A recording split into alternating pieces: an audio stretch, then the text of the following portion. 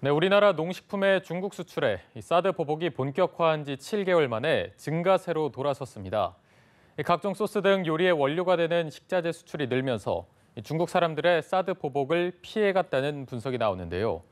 지난달 중국 최대 식품 온라인 쇼핑몰에 40여 개 품목이 처음 입점한 것도 수출 증가를 견인했습니다. 홍정원 기자입니다. 중국의 사드 보복에 내리막길을 걷던 우리나라 농식품의 중국 수출이 7개월 만에 증가세로 돌아섰습니다. 우리나라 농식품 중국 수출은 사드 보복이 본격화한 3월부터 6개월 연속 작년 같은 기간 대비 감소세를 이어갔습니다. 그러나 지난달에는 1억 800만 달러, 약 1226억 원을 기록해 작년보다 1.1% 증가했습니다. 반등의 열쇠는 식자재였습니다. 최종 소비재가 아닌 중간재료 수출에 주력한 덕에 중국 내 반항 감정을 피해갈 수 있었습니다.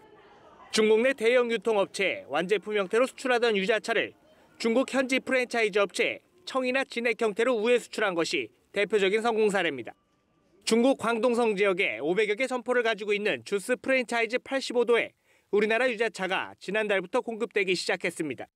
중국 스타벅스와도 연간 300톤 규모의 우리나라 유자차 원액 공급 계약이 성사됐습니다.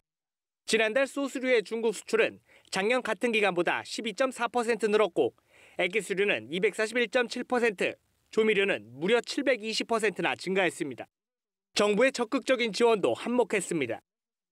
정부에서는 9월에 중국 상해에서 K푸드 페어를 개최해서 약 5천만 불 정도의 수출 상담 실적을 거뒀고 특히 중국의 최대 온라인 식품 쇼핑몰인 올레생활에 40여 개 품목을 처음으로 입점시키는 등 수출 확대를 위해서 노력을 하고 있습니다.